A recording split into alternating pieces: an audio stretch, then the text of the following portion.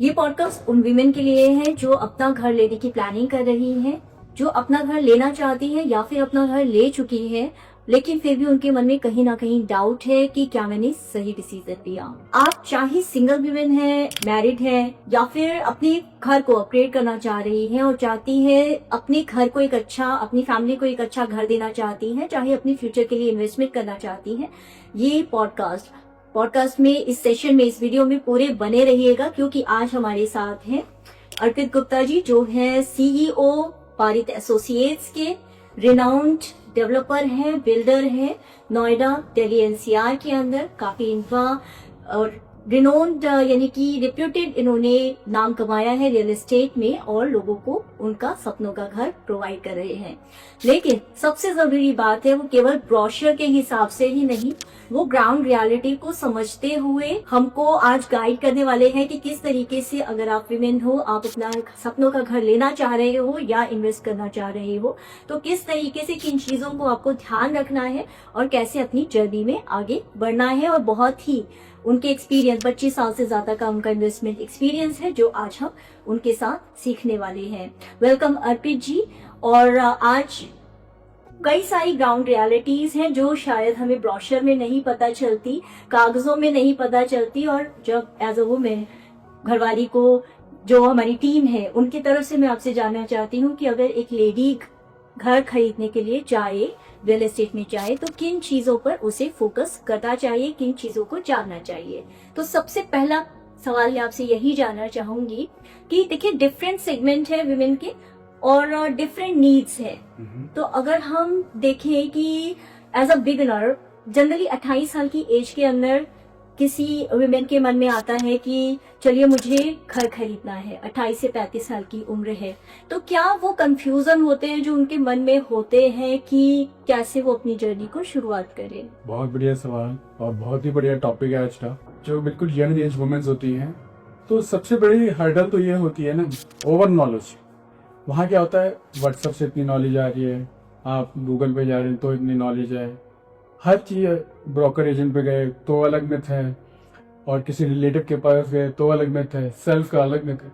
तो मैं उनसे यही कहूँगा कि सबसे पहले ना अपनी एक वर्कशीट बनाइए, अपना पर्पस क्लैरिफाई करिए, अपना एरिया क्लैरिफाई करिए, क्योंकि आपको चाहिए जॉब्स ही, तो जॉब्स के पास वाली लोकेशन, कहाँ पे हमें जॉब्स इजी मिल रहे हैं।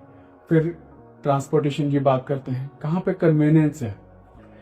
तो उसके बाद हम देखते हैं कि जॉब अपॉर्चुनिटीज हो गई, कन्वीनियंस हो गई, कनेक्टिविटी हो गई, फिर एक्सेस टू हमारा डेली कम्यूट कैसा रहेगा, मतलब वहाँ शॉपिंग एरिया वगैरह, हॉस्पिटल्स, ये सब हैं या नहीं।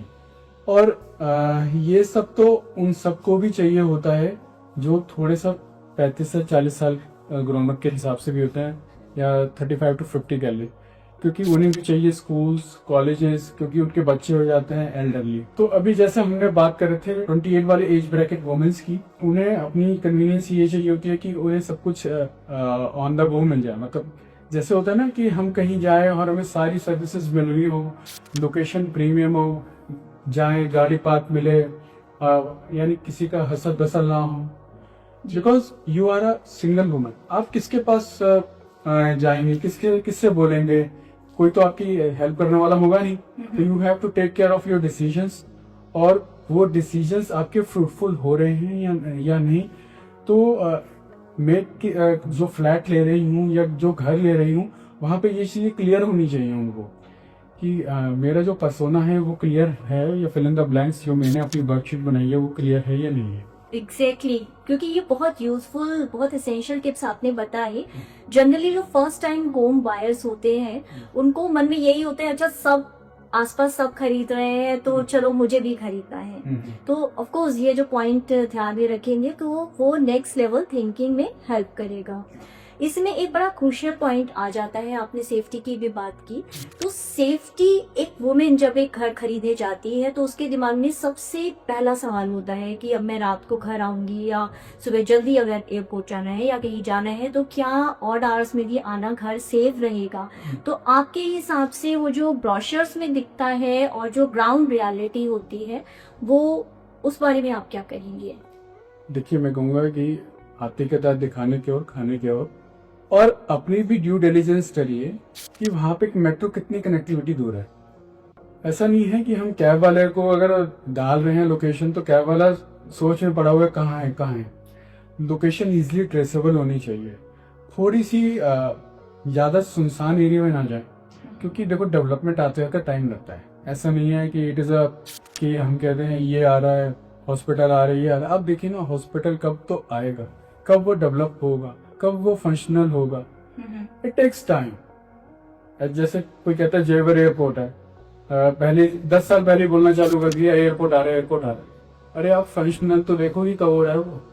सबसे पहले तो मिलिट्री के लिए फंक्शनल होगा, फिर कार्गो पे चलेंगे, उसके बाद कहीं जाके पैसेंजर चलेगा। बहुत ही इंसाइट आपने, जो बहुत ही इम्पोर्टेंट चीज है ये, क्योंकि एग्जैक्टली 10 साल पहले 15 साल पहले से एक हाइप बननी शुरू हो जाती है और उसके बाद ग्राउंड पर आते आते तो 10-15 साल तक आप उस इनकन्वीनियंस में नहीं रह सकते। हाँ, आपको लेके डालना है तो बात मैं कहूँगा कि ठीक है लेके आप डाल दीजिए, पर अगर आप खुद उसको यूज करना चाहते हैं, क्या आप में इतना पेशेंस है टाइम टॉलरेंस का, क्या आप वो सब चीजें टॉलरेट कर सकते हैं?